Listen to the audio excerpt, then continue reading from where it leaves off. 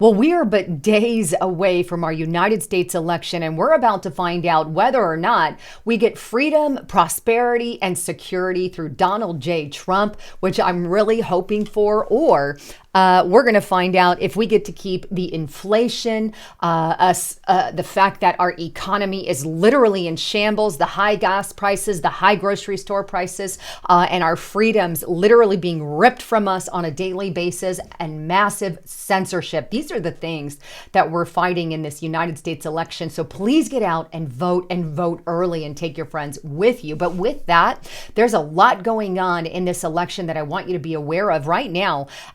There's a few things. Number one, Jimmy Kimmel, I believe, has committed a crime, and I'm going to share with you guys what he has done. And second, the White House is in utter shambles. They are doing massive damage control right now regarding Joe Biden and the Harris campaign. And third, DC has gone on complete lockdown for election fallout. But let's start first with Jimmy Kimmel. You see, I believe that he committed a crime because he references the election in the same way that meme maker Douglas Mackey did, and he got a jail sentence of 7 months for doing basically the same thing that Jimmy Kimmel is doing right now. Take a listen.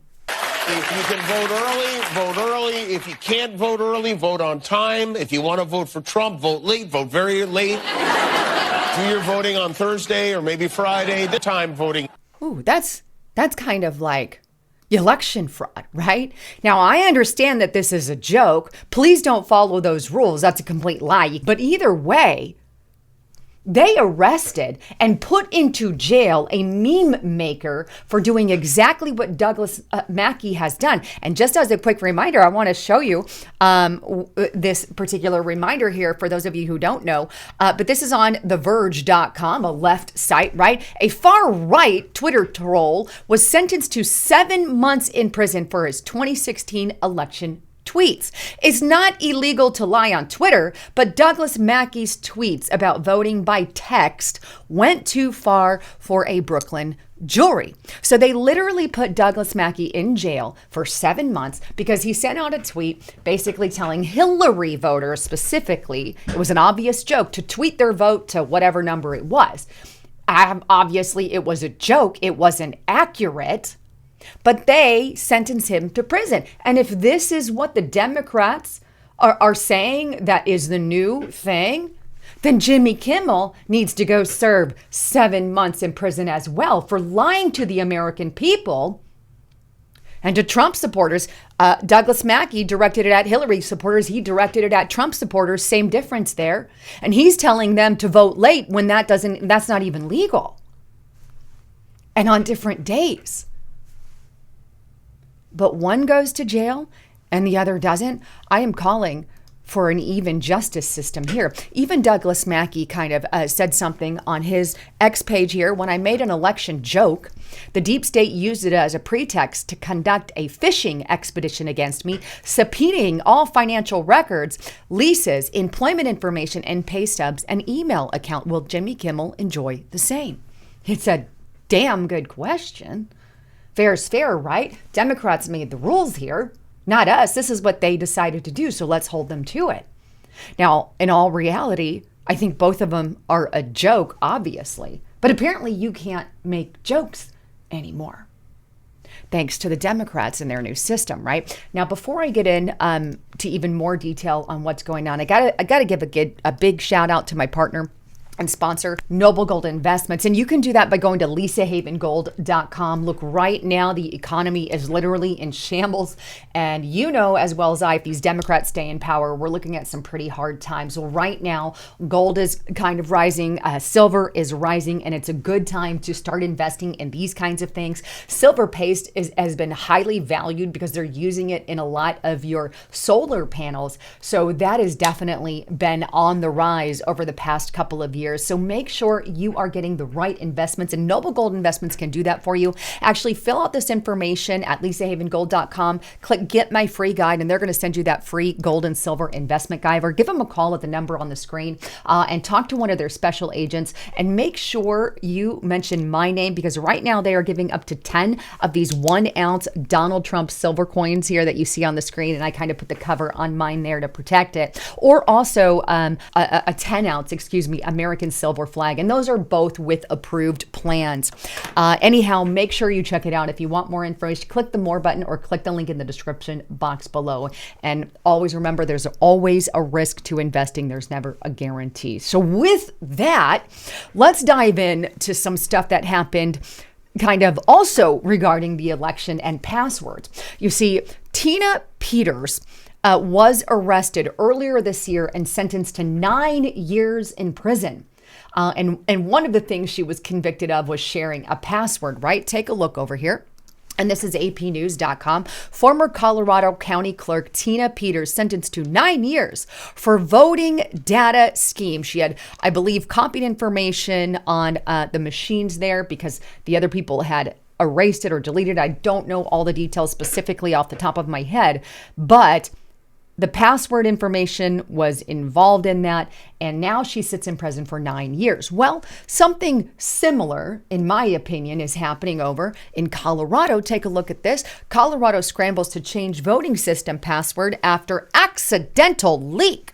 The Colorado Department of State said it accidentally posted a spreadsheet containing partial passwords for voting systems. The department said there is no immediate security threat because 2 passwords are needed for each component, but it is trying to complete password changes by the end of the day today. They were reportedly hundreds of BIOS passwords accessible on the website for over 2 months before being removed last week. Now, in my opinion, that's far bigger than any crime reportedly committed by Tina Peters. Why aren't they in jail for 9 years like the other woman? She actually went on a news report there, Colorado. I think it was a local news source. And the local news source called it out. Basically, hey, you were yelling about the stuff that happened with Tina Peters. Now you're doing it. Are you going to hold to the same standards that you were Tina Peters? And the answer right now is, oh, no, it was an accident or whatever. Really? Again, this is the uneven justice system playing out. The Democrats have one rule and we have another rule. We absolutely need to get Donald Trump and Elon Musk into office so they can start fixing this justice system. And it needs to be even. I don't want one swayed in favor of Republicans, and I don't want one swayed in favor of Democrats. I want an even justice system, and I believe that that is what Donald Trump, Tulsi Gabbard, Elon Musk, and J.D. Vance are going to give us, even RFK Jr.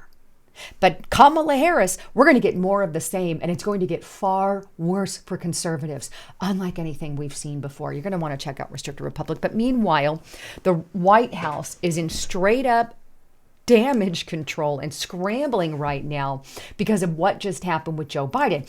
As I revealed the other day here on my channel, Joe Biden basically made a remark about Trump supporters calling us garbage. Well, the White House apparently altered his remarks in their favor, which is completely illegal. By the way, again, this justice system just doesn't pan out for us, does it? But it does for them. Here's AP. White House altered record of Biden's garbage remarks despite stenographer concerns. It goes on to state this.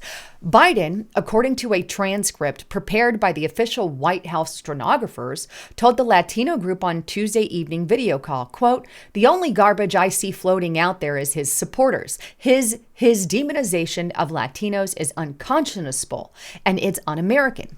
The transcript released by the White House press office, however, rendered the quote with an apostrophe, reading supporters rather than supporters, which aides said pointed to Biden criticizing Hinecliffe, not the millions of Americans who are supporting Trump for president, just the one comedian.